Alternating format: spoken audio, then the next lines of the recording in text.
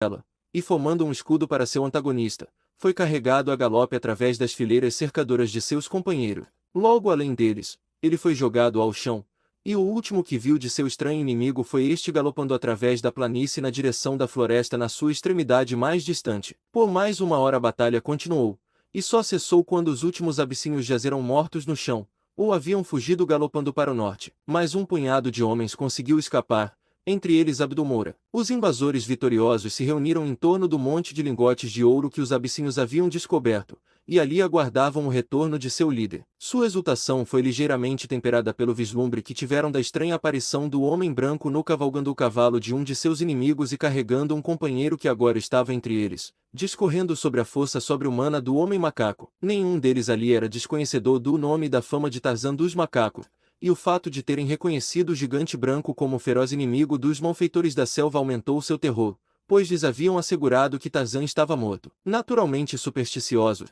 eles acreditavam plenamente que haviam visto o espírito desincorporado do homem morto, e agora lançavam olhares temerosos ao redor, na expectativa do retorno precoce do fantasma ao local da ruína que tinham causado a ele durante sua recente invasão à sua casa, e discutiam em sussurros apavorados a provável natureza da vingança que o espírito infligiria sobre eles caso retornasse e os encontrasse na posse de seu ouro. À medida que conversavam, seu terror aumentava, enquanto, do esconderijo entre os juncos ao longo do rio abaixo deles, um pequeno grupo de guerreiros negros e nus observava cada movimento. Das alturas além do rio, esses homens negros tinham ouvido o barulho do conflito, e rastejando cuidadosamente até o córrego, o atravessaram e avançaram pelos juncos até estarem em posição de observar cada movimento dos combatentes. Durante meia hora, os saqueadores aguardaram o retorno de Asmezek, com medo do retorno anterior do fantasma de Tarzan minando constantemente sua lealdade e medo do chefe. Finalmente, um deles expressou o desejo de todos ao anunciar que pretendia cavalgar em direção à floresta em busca de Asmezek. Instantaneamente, todos eles montaram em seus cavalos. O ouro estará seguro aqui, gritou um. Matamos os abissínios e não há outros para levá-lo embora. Vamos cavalgar em busca de Asmezek. E um momento depois, em meio a uma nuvem de poeira, os invasores galopavam loucamente pela planície, e desde o esconderijo dos canaviais ao longo do rio, um grupo de guerreiros negros se aproximava do ponto onde os lingotes de ouro de Opar estavam empilhados no chão. Verper ainda estava à frente de Asmezek quando alcançou a floresta, mas este último, melhor montado, estava se aproximando dele. Cavalgando com a coragem imprudente de um desespero, o belga estava seu cavalo a uma velocidade ainda maior, mesmo dentro dos estreitos limites da trilha sinuosa de caça que o animal seguia. Atrás dele, podia ouvir a voz de Asmezek gritando para que parasse, mas Verper apenas cravou os esporas mais fundo nos lados sangrando de seu monte afante. 200 metros floresta adentro, um galho quebrado bloqueava a trilha. Era uma coisa pequena que um cavalo normalmente passaria sem notar, mas o cavalo de Verper estava exausto, seus pés pesados de cansaço, e quando o galho se prendeu entre suas patas dianteiras, ele tropeçou, não conseguiu se recuperar e caiu, espalhando-se na trilha. Verper, passando por cima dele, rolou alguns metros adiante, levantou-se rapidamente e correu de volta. Segurando as rédeas, puxou para levantar a fera, mas o animal não queria ou não conseguia se levantar, e enquanto o belga xingava e batia nele, Asmezek apareceu à vista. Imediatamente o belga cessou seus esforços com o animal moribundo aos seus pés, e, agarrando seu rifle, se abaixou atrás do cavalo e atirou no árabe que avançava. Sua bala, indo baixa, acertou o cavalo de Asmezek no peito, derrubando-o a 30 metros de onde Verper estava se preparando para disparar um segundo tiro. O árabe, que havia caído com sua montaria, estava montado sobre ela, e ao ver a posição estratégica do belga atrás de seu cavalo caído, não perdeu tempo em assumir uma posição semelhante atrás do seu próprio. E ali os dois jaziam, alternadamente atirando e xingando um ao outro, enquanto, atrás do árabe, Tarzan, o homem macaco, aproximava-se da beira da floresta. Lá ele ouvia os disparos ocasionais dos duelistas e, optando pela avenida mais segura e rápida dos galhos da floresta em vez do transporte incerto oferecido por um potro etíope meio quebrado, subiu nas árvores. Mantendo-se a um lado da trilha, o homem macaco chegou, então, a um ponto de onde podia olhar para baixo, em relativa segurança, para os combatentes. Primeiro um e depois o outro levantava-se parcialmente acima de sua barreira de carne de cavalo, disparava sua arma e imediatamente caía envamente atrás de seu abrigo, onde recarregava e repetia o ato momentos depois. Verper tinha muito pouca munição, tendo sido armado apressadamente por Abdulmoura com o corpo de um dos primeiros abissínios que tinham caído na luta perto da pilha de lingotes, e agora percebe que em breve teria usado sua última bala e estaria à mercê do árabe, uma mercê com a qual ele estava bem familiarizado. Enfrentando tanto a morte quanto o saque de seu tesouro, o belga procurou algum plano de fuga, e o único que lhe parecia conter até mesmo uma remota possibilidade de sucesso dependia da chance de subornar Ashmezek. Verper já havia disparado todas, exceto uma única cartucho, quando, durante uma pausa na luta, ele chamou alto para seu oponente. Ashmezek, ele gritou, somente ela sabe qual de nós poderá deixar nossos ossos apodrecer onde ele jaz nesta trilha hoje se continuarmos nossa batalha insensata. Você deseja o conteúdo do porta-moedas que carrego na cintura, e eu desejo minha vida e minha liberdade ainda mais do que as joias. Então, que cada um de nós leve aquilo que mais deseja e siga seu caminho em paz. Eu colocarei o porta-moedas sobre o cadáver do meu cavalo, onde você possa vê-lo, e você, por sua vez, colocará sua arma sobre seu cavalo, com o cabo voltado para mim. Então eu irei embora, deixando o porta-moedas para você, e você me deixará ir em segurança. Eu quero apenas minha vida e minha liberdade. O árabe pensou em silêncio por um momento. Então falou. Sua resposta foi influenciada pelo fato de que ele havia gastado seu último tiro. Vá em frente. Então rosnou ele deixando a bolsa bem à vista atrás de você. Veja, eu coloco minha arma assim, com o cabo voltado para você. Vá. Verper tirou a bolsa de sua cintura. Tristemente com carinho, deixou seus dedos pressionarem os contornos duros do conteúdo. Ah, se ele pudesse retirar um punhado das preciosas pedras! Mas Ashmezek estava de pé agora, seus olhos de águia comandando uma visão clara do belga e de cada um de seus atos. Com pesar, Verper colocou a bolsa, com seu conteúdo intacto, sobre o corpo de seu cavalo, levantou-se, levando seu rifle consigo, recuou lentamente pela trilha até que uma curva o ocultasse da vista do atento árabe. Mesmo assim, Ashmezek não avançou, temeroso como estava de alguma traição como aquela da qual ele próprio poderia ter sido culpado em circunstâncias semelhantes. Nem suas suspeitas eram infundadas, pois o belga, assim que saiu do campo de visão do árabe, parou atrás do tronco de uma árvore, de onde ainda tinha uma vista desobstruída de seu cavalo morto e da bolsa, e levantando seu rifle, cobriu o ponto onde o corpo do outro deveria aparecer quando ele se aproximasse para tomar o tesouro. Mas Ashmezek não era tolo a ponto de se expor à desonra negra de um ladrão e assassino. Levando consigo seu rifle longo,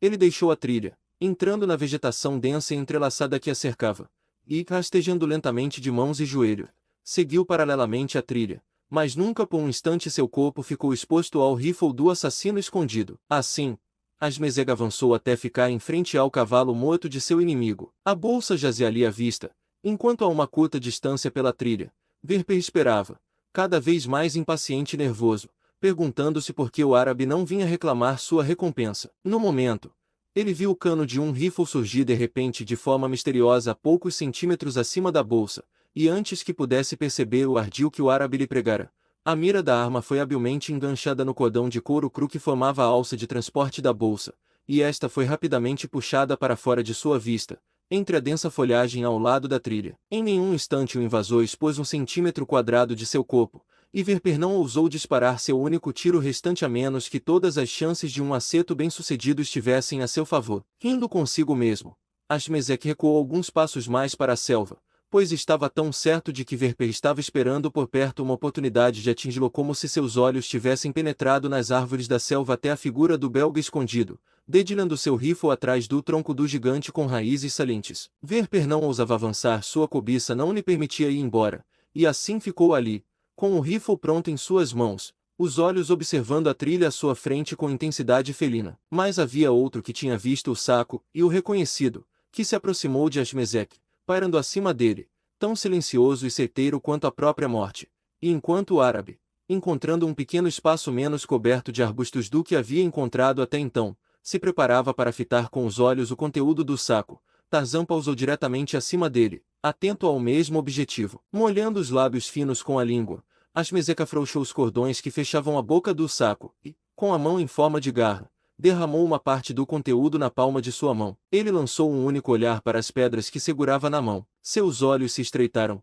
uma maldição escapou de seus lábios, e ele lançou os pequenos objetos ao chão, com desdém. Rapidamente, esvaziou o restante do conteúdo até ter examinado cada pedra separadamente, e ao despejá-las todas no chão e pisar nelas, sua raiva aumentou até que os músculos do rosto se contraíssem em fúria demoníaca, e seus dedos se fecharam com força até que as unhas cravassem na carne. Lá em cima, Tarzan observava com espanto. Ele estava curioso para descobrir o que todo aquele alvoroço sobre sua bolsa significava. Queria ver o que o árabe faria depois que o outro tivesse ido embora, deixando a bolsa para trás, e tendo satisfeito sua curiosidade, então teria atacado Ashmezek, levando a bolsa e suas pedrinhas bonitas embora, pois elas não pertenciam a Tarzan. Ele viu o árabe agora jogar de lado a bolsa vazia, segurando seu longo rifle pelo cano, como um tacape, esgueirar-se furtivamente pela selva ao lado da trilha pela qual Verper havia passado. À medida que o homem desaparecia de sua vista, Tarzan caiu no chão e começou a reunir o conteúdo derramado da bolsa, e no momento em que conseguiu ver de perto os seixos espalhados, compreendeu a fúria do árabe, pois em vez das gemas brilhantes e cintilantes que haviam primeiro capturado e mantido a atenção do homem macaco, a bolsa agora continha apenas uma coleção de seixos comuns do rio. Capítulo 19. Jane Clayton e as bestas da selva. Mugambi, após sua fuga bem-sucedida em busca de liberdade, tinha caído em tempos difíceis. Seu caminho o levou por um país com o qual ele não estava familiarizado, uma região de selva na qual não conseguia encontrar água, e havia muito pouca comida, de modo que, depois de vários dias de vagar, ele se viu tão reduzido em força que mal conseguia arrastar-se. Era com dificuldade crescente que ele encontrava a força necessária para construir um abrigo durante a noite, onde pudesse ficar razoavelmente seguro dos grandes carnívoros. E durante o dia ainda esgotava ainda mais suas forças cavando raízes comestíveis e procurando água. Algumas poças paradas, situadas a consideráveis distâncias uma da outra, salvaram-no da morte por sede, mas seu estado era lastimável quando finalmente, por acaso, ele tropeçou em um grande rio em um país onde havia frutas em abundância e pequenos animais que ele poderia caçar por meio de uma combinação de furtividade, astúcia e um bastão rudimentar que ele havia confeccionado a partir de um galho caído. Percebendo que ainda tinha uma longa marcha pela frente antes de poder alcançar sequer os arredores do país dos Vaziri, Mugambi sabiamente decidiu permanecer onde estava até recuperar sua força e saúde. Sabia que alguns dias de descanso fariam maravilhas por ele, e não poderia se permitir sacrificar suas chances de um retorno seguro ao partir debilitado pela fraqueza. E assim foi que ele construiu um boma considerável de espinhos e arranjou um abrigo de palha dentro dele, onde pudesse dormir à noite em segurança, e do qual saía durante o dia para caçar a carne que sozinha poderia devolver aos seus músculos gigantes o seu vigor normal. Um dia,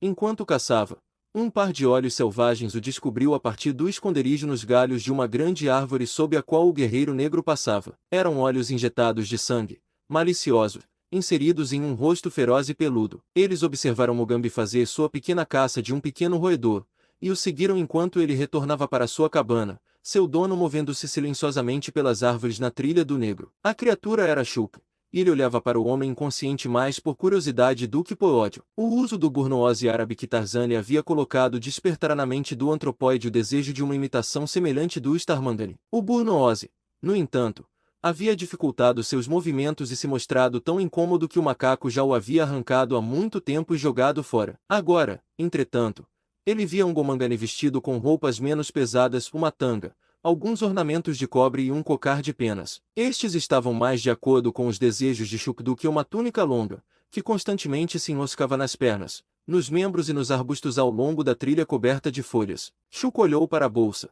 que, suspensa no ombro de Mugambi, balançava ao lado de seu quadril negro. Isso despertou seu interesse, pois estava ornamentada com penas e franjas, e assim o macaco rondava o boma de Mugambi, aguardando uma oportunidade para agarrar, seja furtivamente ou com força, algum objeto das vestes do negro, e não demorou para que a oportunidade surgisse. Sentindo-se seguro dentro de seu cercado espinhoso, Mugambi costumava se esticar à sombra de seu abrigo durante o calor do dia e dormir em paz e segurança até que o sol declinante levasse com ele a temperatura exaustiva do meio-dia. Observando de cima, Shulk viu o guerreiro negro estendido assim na inconsciência do sono em uma tarde abafada. Rastejando sobre um galho saliente, o antropóide desceu ao chão dentro do boma. Aproximou-se do dorminhoco sobre pés macios que não produziam som algum, e com uma habilidade florestal estranha que não fazia uma folha ou um fio de grama se mover. Parando ao lado do homem, o macaco se inclinou e examinou seus pertences. Por mais grande que fosse a força de Shulk, havia na parte de trás de seu pequeno cérebro algo que o impedia de despertar o homem para o combate, uma sensação que é inerente a todas as ordens inferiores,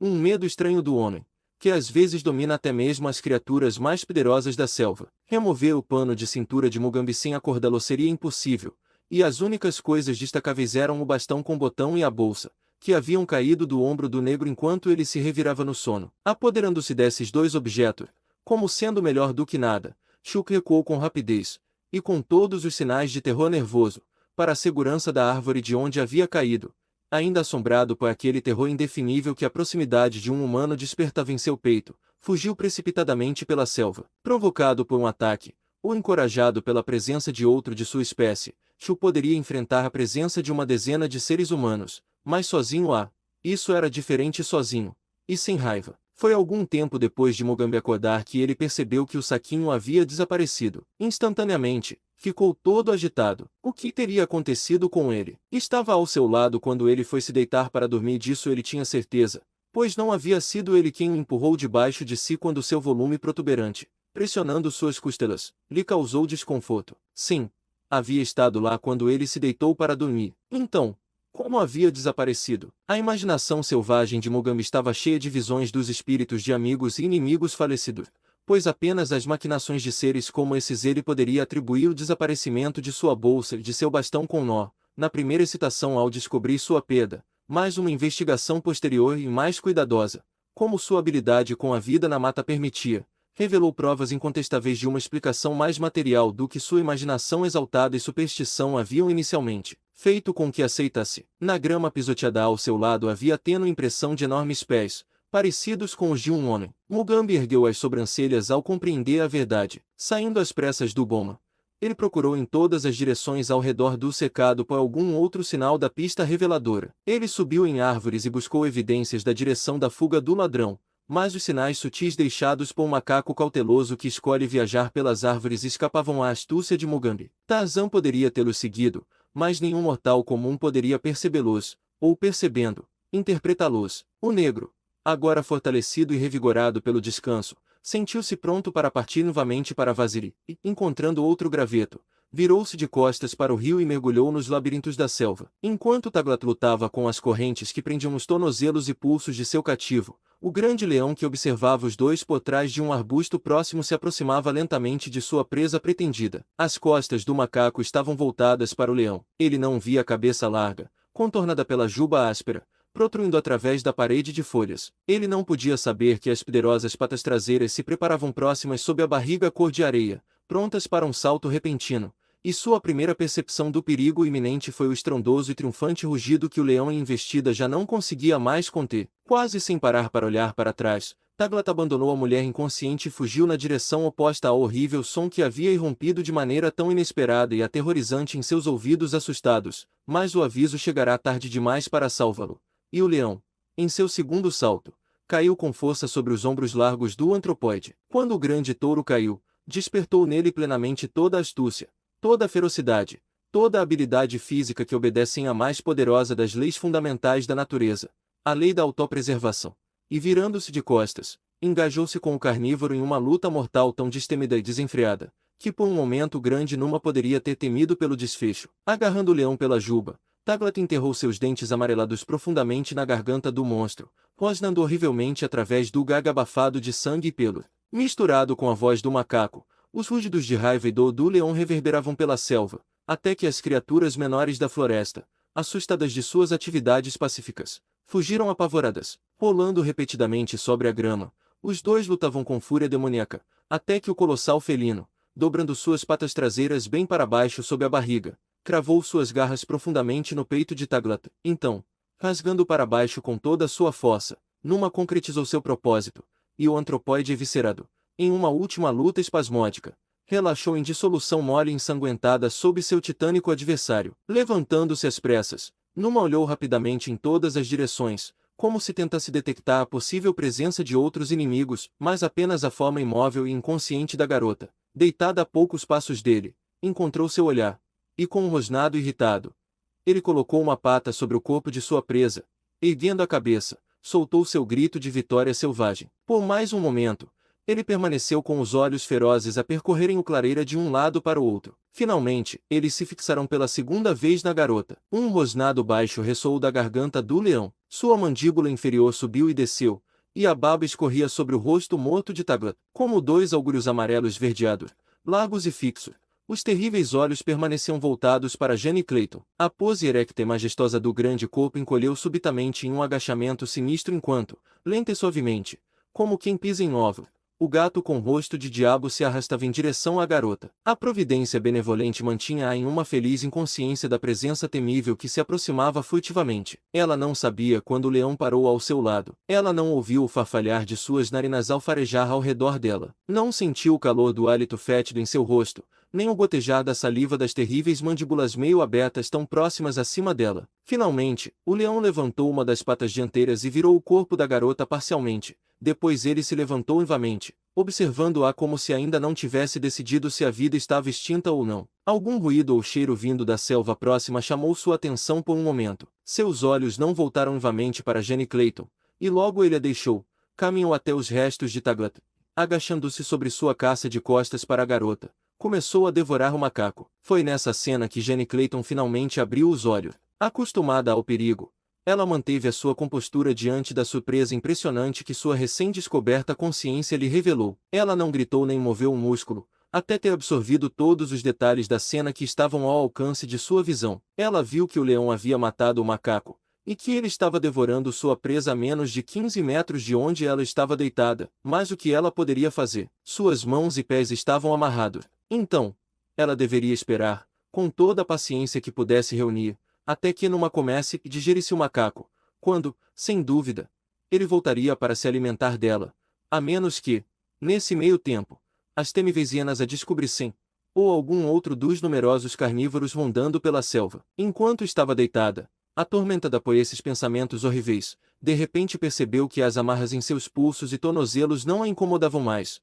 e então que suas mãos estavam separadas, uma de cada lado do corpo, em vez de ambas estarem presas às costas. Maravilhada, ela moveu uma mão. Que milagre havia sido realizado! Não estava amarrada. Cautelosamente e sem fazer barulho, ela moveu os outros membros, apenas para descobrir que estava livre. Ela não podia saber como aquilo havia acontecido, que Taglat, roendo-os para seus próprios fins sinistros, os cortara apenas um instante antes de Numa tê-lo assustado de sua vítima. Por um momento, Jenny Clayton foi tomada por alegria e gratidão, mas apenas por um momento. De que adiantava sua recém-descoberta liberdade diante da horrível fera agachada tão próxima dela? Se ela pudesse ter tido essa chance em condições diferentes, como teria aproveitado feliz, mas agora lhe era dada quando escapar era praticamente impossível. A árvore mais próxima ficava a 30 metros de distância, o leão a menos de 15. Levantar-se e tentar alcançar a segurança daqueles galhos tentadores seria apenas convidar a destruição instantânea, pois Numa sem dúvida estaria demasiado ciumento desta futura refeição para permitir que escapasse com facilidade. E, ainda assim, havia também outra possibilidade e uma chance que dependia inteiramente do temperamento desconhecido da grande fera. Seu estômago já parcialmente cheio, ele poderia assistir com indiferença à partida da garota. Ainda assim, ela poderia se dar ao luxo de arriscar uma contingência tão improvável. Ela duvidava. Por outro lado, ela também não estava disposta a permitir que essa frágil oportunidade de vida escapasse completamente sem tirar ou tentar tirar algum proveito dela. Ela observava o leão atentamente. Ele não conseguia vê-la sem girar a cabeça mais da metade. Ela tentaria um ardil. Silenciosamente, ela se virou na direção da árvore mais próxima, afastando-se do leão, até deitar novamente na mesma posição em que Numa a havia deixado, mas alguns passos mais longe dele. Ali ela ficou, sem fôlego, observando o leão, mas a fera não deu nenhum sinal de que tivesse ouvido algo que despertasse suas suspeitas. Invamente ela se virou, ganhando mais alguns passos e mais uma vez ficou deitada em rígida contemplação das costas da fera. Durante o que pareceram horas para seus nervos tensos, Jenny Clayton continuou com essas táticas, e ainda assim o leão se alimentava, aparentemente inconsciente de que sua segunda presa estava escapando. Já a garota estava a poucos passos da árvore mais um momento, e ela estaria próxima o suficiente para arriscar se levantar, deixando a precaução de lado e fazendo uma corrida súbita e ousada em busca de segurança. Ela estava na metade do caminho, virada de costas para o leão, quando ele de repente virou sua grande cabeça e fixou os olhos nela. Ele a viu rolar de lado, afastando-se dele, e então seus olhos se voltaram novamente para ele, e o suor frio escorreu por cada poro da garota ao perceber que, com a vida quase ao seu alcance, a morte a havia encontrado. Por muito tempo, nem a garota nem o leão se moveram. A besta permaneceu imóvel, sua cabeça virada sobre os ombros e seus olhos penetrantes fixos na vítima rígida, agora a quase 50 metros de distância. A garota retribuía o olhar diretamente para aqueles orbes cruéis, ousando não mover nenhum músculo. A tensão em seus nervos estava se tornando tão insuportável que ela mal podia conter um desejo crescente de gritar, quando numa deliberadamente voltou à tarefa de se alimentar, mas suas orelhas postas para trás denunciavam uma atenção sinistra às ações da garota atrás dele. Ciente de que não podia se virar invamente sem atrair sua atenção imediata e talvez fatal, Jane Clayton resolveu arriscar tudo em uma última tentativa de alcançar a árvore e escalar até os galhos mais baixos. Reunindo-se com cuidado para o esforço, ela saltou de repente de pé, mas quase simultaneamente o leão se ergueu, girou e, com mandíbulas bem abertas e rúgidos terríveis, avançou rapidamente sobre ela. Aqueles que passaram a vida caçando os grandes animais da África dirão que dificilmente qualquer outra criatura no mundo atinge a velocidade de um leão em ataque. Pela curta distância que o grande felino pode manter, isso se assemelha mais à passagem de uma locomotiva gigante em plena velocidade, e assim, embora a distância que Jane Clayton precisava percorrer fosse relativamente pequena, a velocidade terrível do leão tornava suas chances de escapar quase nulas. No entanto, o medo pode operar maravilhas, e embora o salto ascendente do leão enquanto se aproximava da árvore na qual ela estava subindo tenha feito com que suas garras tocassem suas botas, ela escapou de seu alcance destruidor, e enquanto ele se chocava contra o tronco de seu refúgio, a garota se recolheu à segurança dos galhos acima de seu alcance. Por algum tempo o leão andou de um lado para o outro, rosnando e gemendo, sob a árvore em que Jane Clayton se agachava, ofegante e tremendo. A garota estava à mercê da reação nervosa decorrente do horrível suplício pelo qual havia passado recentemente, e em seu estado de extremo abatimento parecia que nunca mais teria coragem de descer ao chão entre os perigos assustadores que infestavam a vasta extensão da selva que ela sabia que devia se estender entre ela e a aldeia mais próxima de seus fiéis Vaziri. Já estava quase escuro quando o leão finalmente deixou a clareira, e mesmo que o seu lugar ao lado dos restos do macaco mutilado não tivesse sido imediatamente usurpado por uma matilha de hienas, Jane Clayton dificilmente teria ousado sair de seu refúgio diante da iminente noite.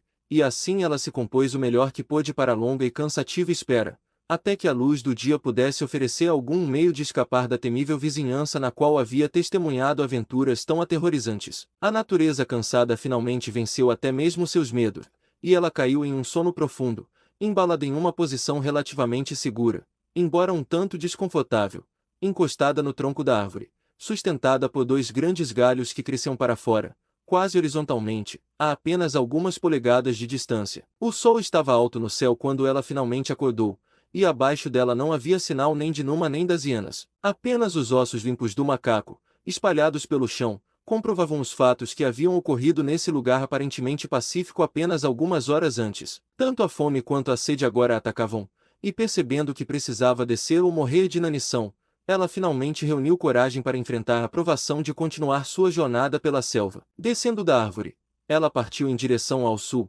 em direção ao ponto onde acreditava que estavam as planícies de Vaziri. E embora soubesse que apenas ruínas e desolação marcavam o local onde outrora estivera sua casa feliz, ela esperava que, ao chegar à ampla planície, pudesse eventualmente alcançar uma das numerosas aldeias Vaziri espalhadas pelo país ao redor, ou encontrar por acaso um grupo errante desses incansáveis caçadores. O dia estava pela metade quando, de repente, irrompeu aos seus ouvidos surpresos o som de um tiro de rifle não muito à sua frente. Ao pausar para escutar, este primeiro tiro foi seguido por outro, e mais outro. O que poderia significar? A primeira explicação que surgiu em sua mente atribuiu os tiros a um encontro entre os saqueadores árabes e uma turma de Vaziri, mas como ela não sabia de que lado a vitória poderia estar, ou se estava atrás de um amigo ou inimigo, não ousou se aproximar com o risco de se revelar a um adversário. Depois de ouvir por vários minutos, ela ficou convencida de que não mais do que 2 ou 3 rifles estavam envolvidos na luta, já que nenhum som parecido com uma rajada lhe alcançava os ouvidos, mas ainda assim ela hesitava em se aproximar. Por fim, decidindo não correr nenhum risco, subiu na folhagem que a escondia em uma árvore ao lado da trilha que vinha seguindo e ali esperou, temerosa que qualquer coisa se revelasse. À medida que os disparos se tornavam menos rápidos, ela captou o som de vozes masculinas, embora não conseguisse distinguir palavras, e finalmente os tiros cessaram, e ela ouviu 2 homens chamando um ao outro em voz alta. Então houve um longo silêncio, que foi finalmente quebrado pelo som furtivo de passos na trilha à sua frente, e em outro momento um homem apareceu à vista, recuando em direção a ela, um rifle pronto nas mãos, e seus olhos voltados em vigilância cuidadosa ao longo do caminho pelo qual havia vindo. Quase instantaneamente, Jane Clayton reconheceu o homem como M. Julius Freckle, que recentemente havia sido um convidado em sua casa. Ela estava prestes a chamá-lo com alívio quando viu pular rapidamente para o lado e se esconder na densa vegetação à beira do caminho. Era evidente que ele estava sendo seguido por um inimigo, e então Jane Clayton permaneceu em silêncio,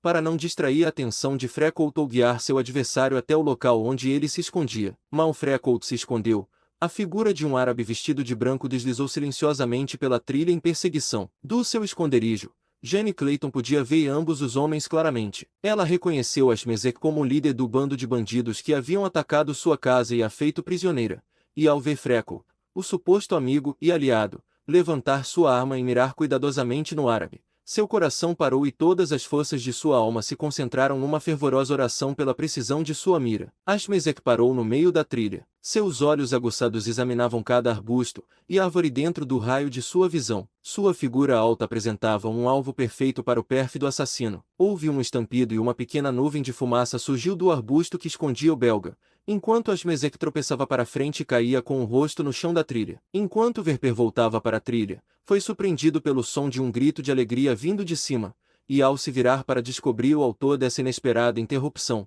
viu Jane Clayton descer levemente de uma árvore próxima e correr à sua frente com as mãos estendidas para parabenizá-lo pela vitória. Capítulo 20. Jane Clayton novamente uma prisioneira. Embora suas roupas estivessem rasgadas e seu cabelo desgrenhado, Albert Verper percebeu que nunca antes havia contemplado uma visão de beleza como a que Lady Greystoke apresentava na satisfação e alegria que sentia ao se deparar tão inesperadamente com um amigo e salvador quando a esperança parecia tão distante. Se o belga tivesse tido alguma dúvida quanto ao conhecimento da mulher sobre sua participação no ataque pérfido à sua casa e a ela mesma, ela foi rapidamente dissipada pela genuína cordialidade de sua saudação. Ela contou-lhe rapidamente tudo o que lhe havia acontecido desde que ele havia partido de sua casa, e, ao falar sobre a morte de seu marido, seus olhos se encheram de lágrimas que não pôde conter. Estou chocado, disse Verper, com uma simpatia bem simulada, mas não estou surpreso. Aquele diabo ali, e ele apontou para o corpo de Ashmezek, tem aterrorizado todo o país. Seus Vaziriou foram exterminados, ou foram expulsos de seu país. Muito ao sul, os homens de Ashmezek ocupam a planície ao redor de sua antiga casa. Não há santuário nem fuga nessa direção. Nossa única esperança está em viajar para o norte o mais rápido possível, chegar ao acampamento dos invasores antes que o conhecimento da morte de Ashmezek chegue àqueles que ficaram lá, e conseguir, através de alguma artimanha, uma escolta em direção ao norte. Acho que a coisa pode ser realizada, pois fui hóspede do saqueador antes de conhecer a natureza do homem. E aqueles no acampamento não sabem que me voltei contra ele quando descobri sua vilania. Venha, vamos nos apressar ao máximo para alcançar o acampamento antes que aqueles que acompanhavam Ashmezek em sua última investida encontrem seu corpo e levem a notícia de sua morte aos assassinos que ficaram para trás. É nossa única esperança, Lady Greystoke, e você deve colocar toda a sua fé em mim se eu quiser ter sucesso. Espere-me aqui um momento enquanto eu retiro do corpo do árabe a carteira que ele me roubou.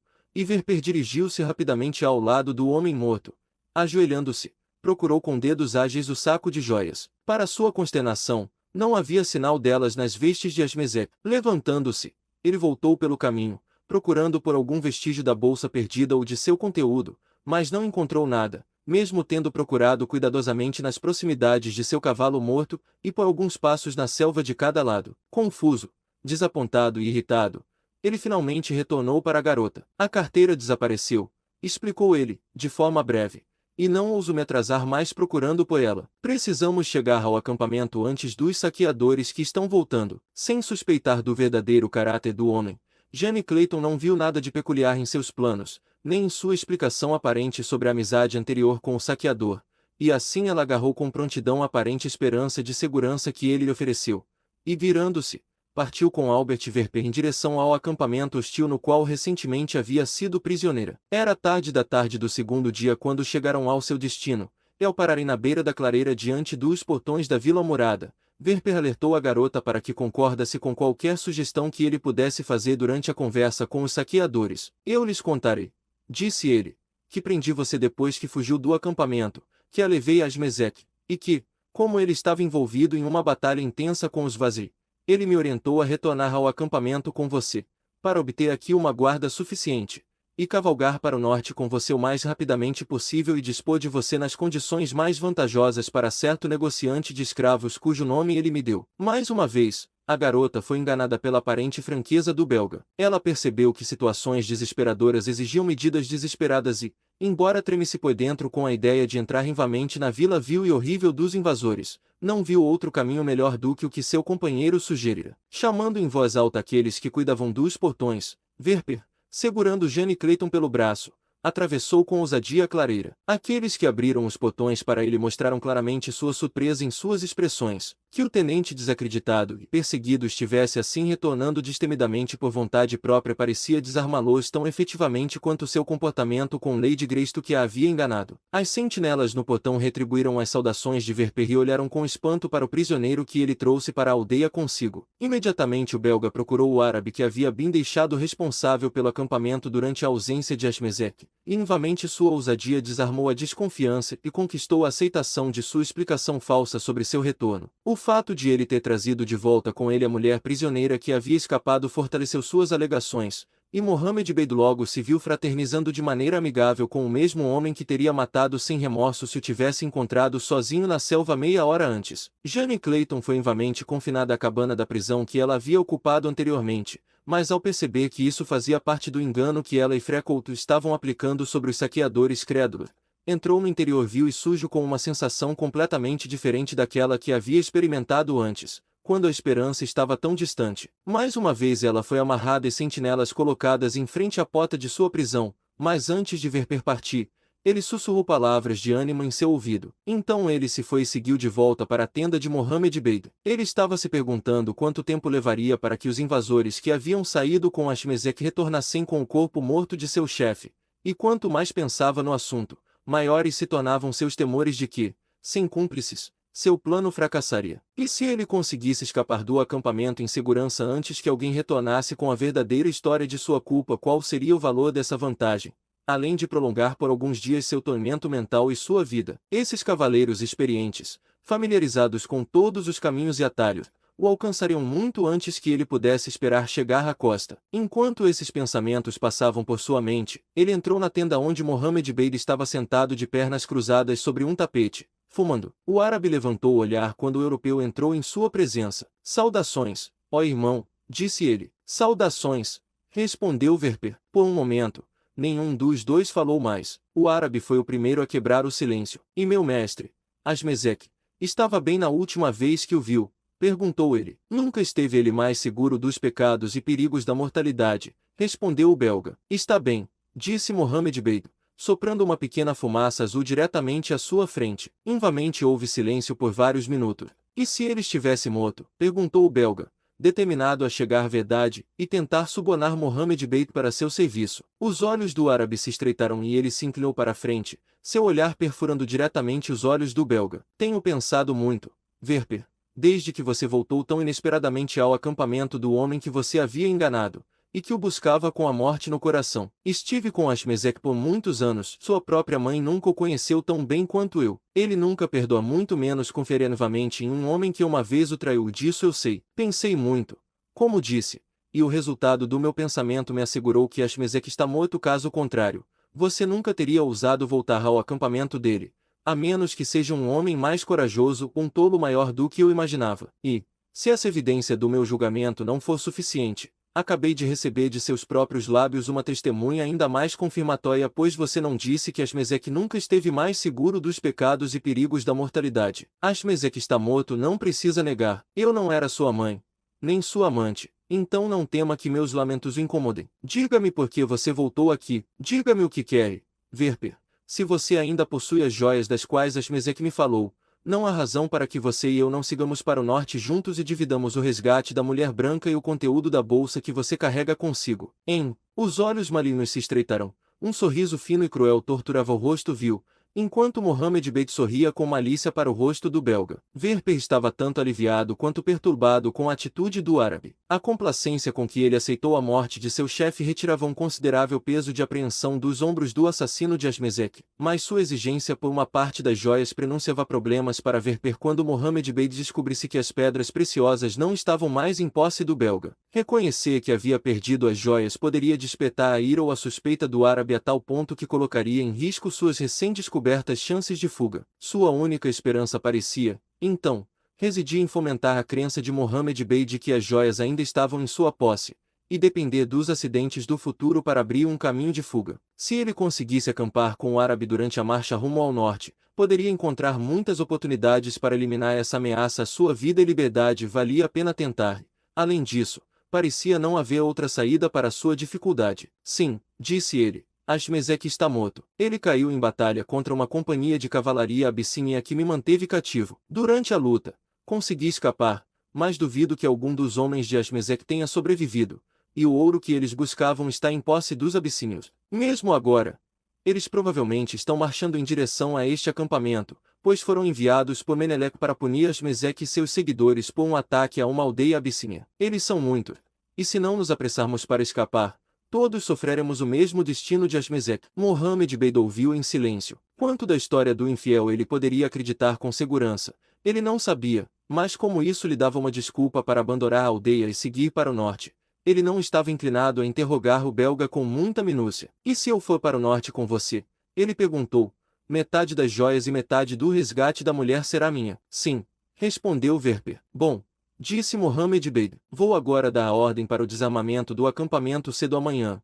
E ele se levantou para sair da tenda. Verper colocou uma mão detendo-o sobre seu braço. Espere, disse ele. Vamos determinar quantos nos acompanharam. Não é bom que sejamos sobrecarregados por mulheres e crianças, pois então realmente poderíamos ser alcançados pelos abissínios. Seria muito melhor selecionar uma pequena guarda de seus homens mais valentes e deixar uma mensagem de que estamos cavalgando para o oeste. Então, quando os abissínios vierem, serão levados por um caminho errado caso tenham em seus corações o desejo de nos perseguir, e se não o fizerem, pelo menos cavalgarão para o norte com menos rapidez do que se pensassem que estávamos à frente deles. O serpente é menos sábio que você, Verper, disse Mohammed Bey com um sorriso. Será feito como você diz. 20 homens nos acompanharão, e cavalaremos para o oeste quando deixarmos a vila. Bom, exclamou o belga, e assim foi combinado. Cedo na manhã seguinte, Jenny Clayton, após uma noite quase sem dormir, foi despertada pelo som de vozes do lado de fora de sua prisão. Um momento depois, Amy Freckles e 2 árabes entraram. Estes últimos desfizeram os tornozelos dela e a levantaram. Em seguida, seus pulsos foram soltos. Ela recebeu um punhado de pão seco e foi conduzida para a fraca luz do amanhecer. Ela olhou questionando para Freckles, e no momento em que a atenção do árabe se voltou para outra direção, o homem inclinou-se para ela e sussurrou que tudo estava se desenrolando conforme ele havia planejado. Com isso assegurada, a jovem mulher sentiu uma renovação da esperança que a longa e miserável noite de cativeiro quase havia apagado. Logo depois, ela foi colocada nas costas de um cavalo, e cercada por árabes, foi escoltada através do portal da vila e para a selva em direção ao oeste. Meia hora depois, o grupo virou para o norte, e essa foi a direção que seguiram pelo restante da marcha. Amy Freckles falava com ela com pouca frequência, e ela entendia que, ao executar seu engano, ele precisava manter a aparência de seu captor, e não de protetor, e assim ela não suspeitava de nada, embora visse as relações amistosas que pareciam existir entre o europeu e o líder árabe do grupo. Se Verper conseguiu se impedir de conversar com a jovem, falhou completamente em expulsá-la de seus pensamentos.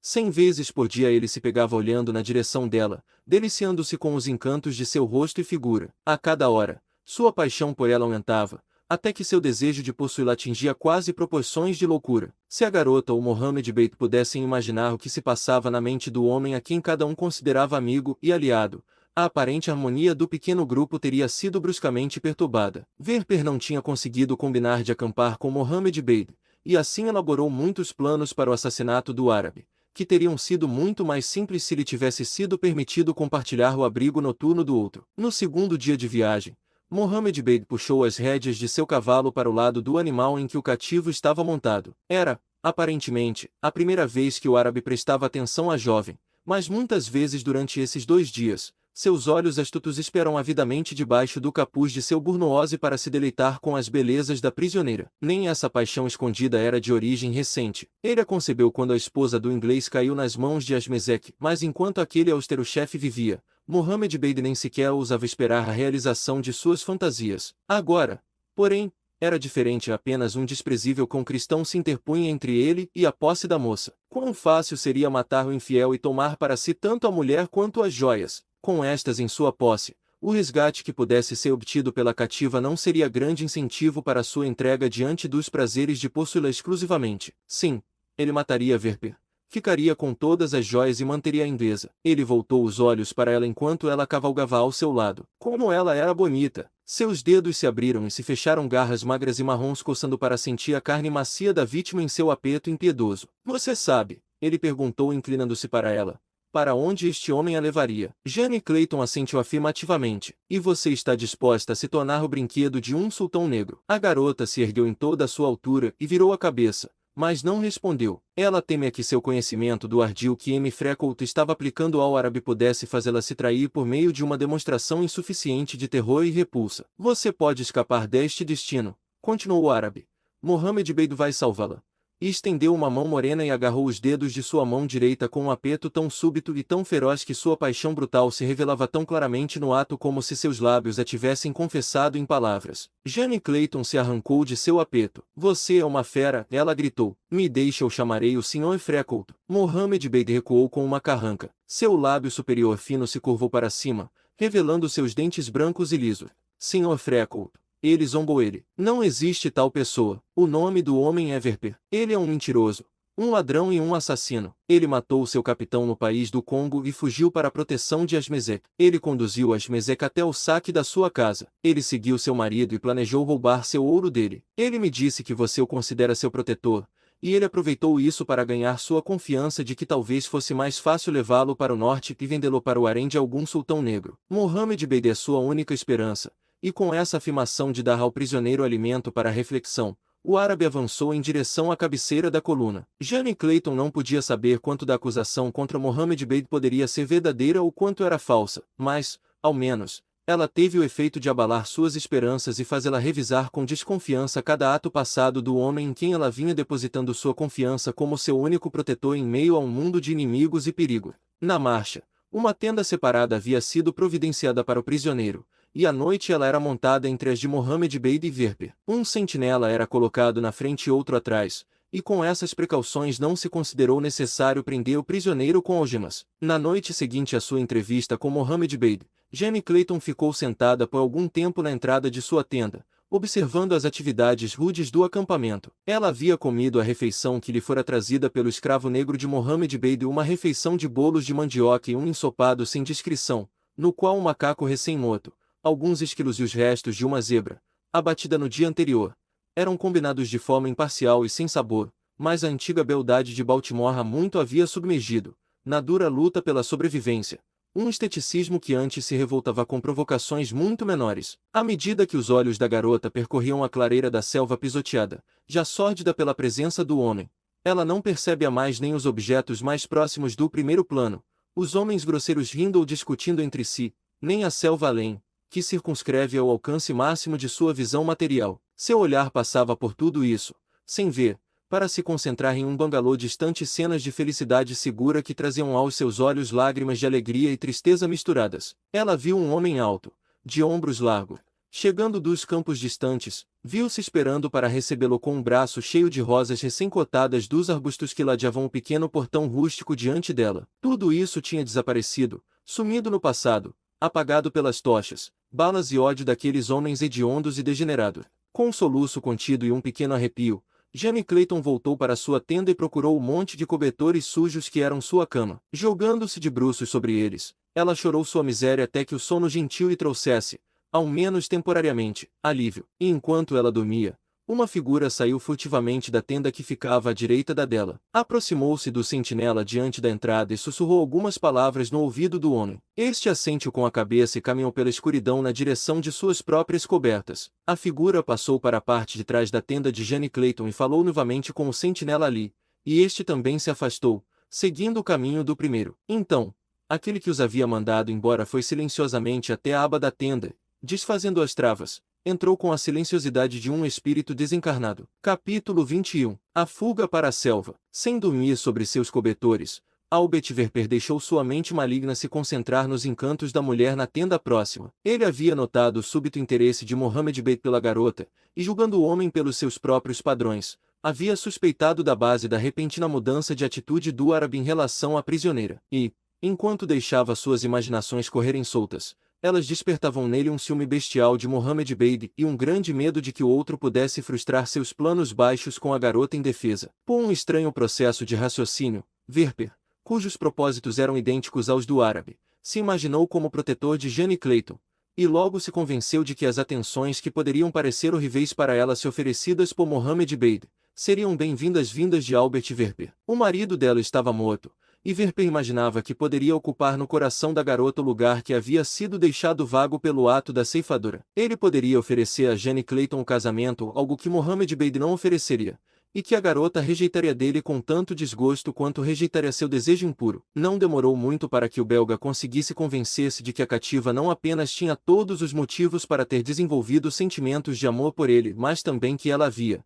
por vários métodos femininos, reconhecido seu afeto recém-nascido. E então uma súbita resolução o dominou. Ele lançou os cobertores para longe e se levantou. Calçando as botas e apertando o cinturão de carregadores e o revólver nos quadris, ele se dirigiu à aba de sua tenda e olhou para fora. Não havia sentinela na entrada da tenda da prisioneira. O que poderia significar? O destino realmente estava jogando a seu favor. Saindo, ele passou para a parte de trás da tenda da garota. Também não havia sentinela ali. E agora, ousadamente, ele caminhou até a entrada e entrou. A luz do luar iluminava fracamente o interior. Do outro lado da tenda, uma figura se inclinava sobre os cobertores de uma cama. Houve uma palavra sussurrada, e outra figura se ergueu dos cobertores até ficar sentada. Aos poucos, os olhos de Albert Verper estavam se acostumando à meia escuridão da tenda. Ele viu que a figura inclinada sobre a cama era de um homem, e ele presumiu a verdade sobre a identidade do visitante noturno. Uma raiva sombria e ciumenta o envolveu. Ele deu um passo na direção dos dois. Ouviu um grito de medo escapar dos lábios da garota ao reconhecer as feições do homem sobre ela, e viu Mohammed Bey agarrá-la pelo pescoço e empurrá-la de volta sobre os cobertores. Uma paixão traída lançou um borrão vermelho diante dos olhos do belga. Não, o homem não deveria tê-la. Ela era para ele e apenas para ele. Ele não seria roubado de seus direitos. Rapidamente ele correu pelo acampamento e lançou-se sobre as costas de Mohammed Bey. Este, embora surpreso com esse ataque súbito e inesperado, não era alguém que se entregasse sem lutar. Os dedos do belga procuravam sua garganta, mas o árabe os afastou.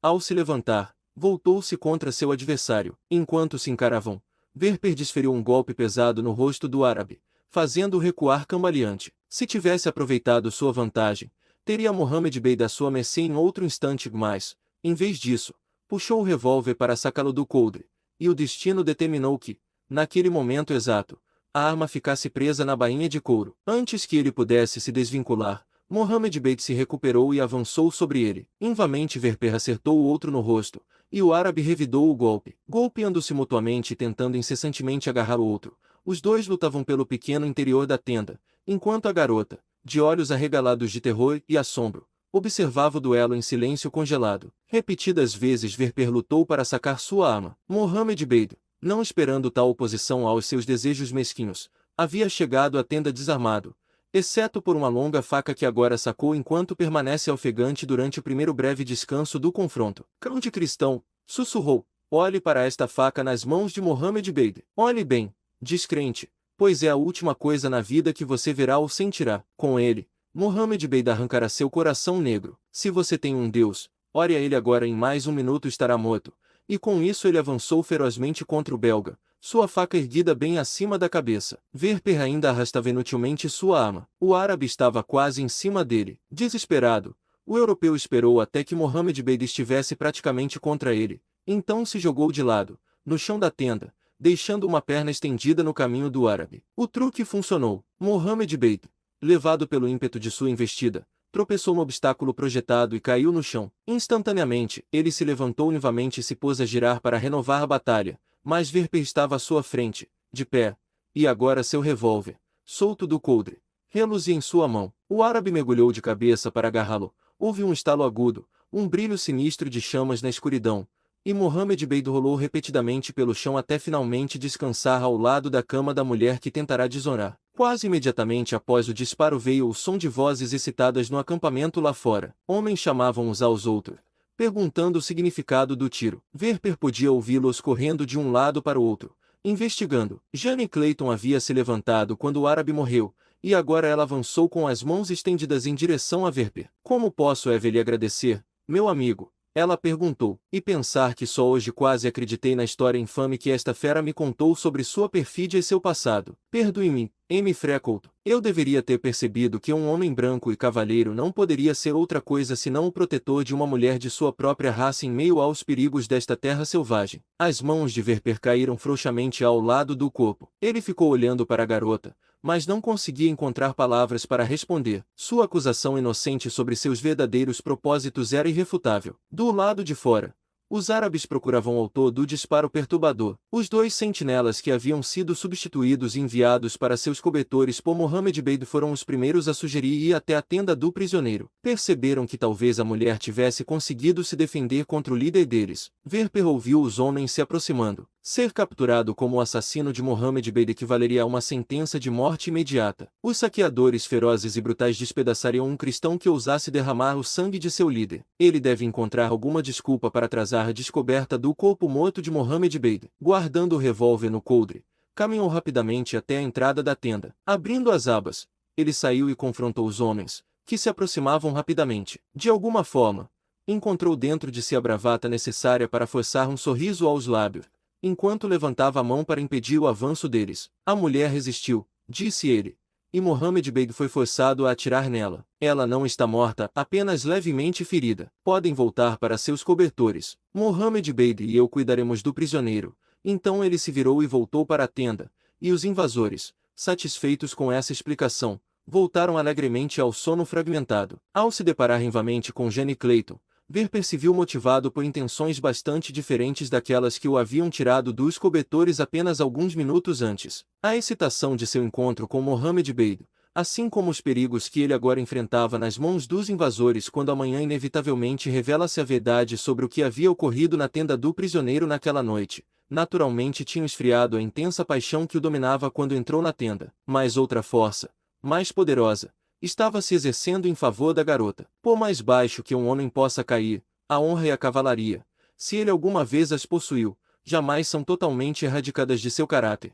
E embora Albert Verper já tivesse há muito deixado de evidenciar o menor sinal de reivindicação a uma ou outra, o reconhecimento espontâneo delas que a fala da garota havia presumido despertou ambas dentro dele. Pela primeira vez, ele percebeu a posição quase sem esperança e assustadora da bela cativa, e a profundidade da ignomínia a qual havia se rebaixado, que tornou possível para ele, um bem-nascido cavalheiro europeu, ter acolhido sequer por um momento o papel que desempenhou na ruína de seu lar, felicidade de si mesmo. Já havia demasiada baixeza à porta de sua consciência para que ele esperasse se redimir completamente, mas, no primeiro e súbito lampejo de arrependimento, o homem concebeu uma intenção honesta de desfazer, na medida do possível, o mal que sua avidez criminosa havia causado a essa mulher doce e inocente. Enquanto ele parecia ouvir os passos se afastando, Jenny Clayton se aproximou dele. "O que devemos fazer agora?" perguntou ela. "De manhã isso será descoberto", e apontou para o corpo imóvel de Mohammed Bey. "Eles vão te matar quando o encontrarem." Por um tempo Verper não respondeu, então se virou subitamente para a mulher. "Eu tenho um plano."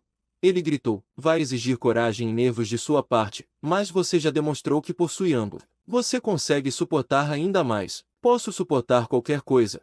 Ela respondeu com um sorriso corajoso, "que nos ofereça mesmo que uma pequena chance de fuga." "Você deve simular a morte," ele explicou, "enquanto eu a carrego para fora do acampamento. Explicarei aos sentinelas que Mohammed Bey me ordenou levar seu corpo para a floresta. Este ato aparentemente desnecessário vou justificar pelo fato de que Mohammed Bey havia concebido uma paixão violenta por você, que ele tanto se arrependeu do ato pelo qual se tornou seu assassino que não pôde suportar o reproche silencioso de seu corpo inerte." A garota ergueu a mão para interromper. Um sorriso tocou seus lábios. "Você está completamente louco?" ela perguntou. "Você imagina que os sentinelas vão acreditar em um conto tão ridículo?" "Você não os conhece", respondeu ele. "Por trás de suas aparências rudes, apesar de suas naturezas calejadas e criminosas, existe em cada uma tendência bem definida ao emocionalismo romântico. Você encontrará isso entre pessoas como estas em todo o mundo. É o romantismo que atrai os homens a levar vidas selvagens de fora da lei e crime. O truque vai funcionar, não tema." Jenny Clayton deu de ombro.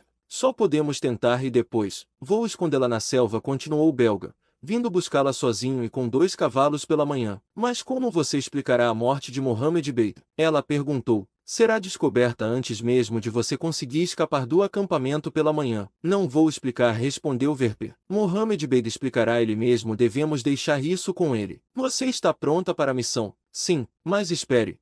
Preciso te arranjar uma arma e munição, e Verper saiu rapidamente da tenda. Pouco tempo depois, e voltou com um revólver extra e um cinto de munição preso à cintura. Está pronta? Perguntou. Totalmente pronta, respondeu a garota. Então venha e se atire frouxamente sobre meu ombro esquerdo, disse Verper, ajoelhando-se para recebê-la. Pronto, disse ele, ao se levantar. Agora, deixe seus braços, pernas e cabeça pendurados frouxamente. Lembre-se de que você está morta. Um momento depois, o homem caminhou para fora do acampamento, o corpo da mulher sobre o ombro. Uma fortificação de espinhos havia sido erguida ao redor do acampamento, para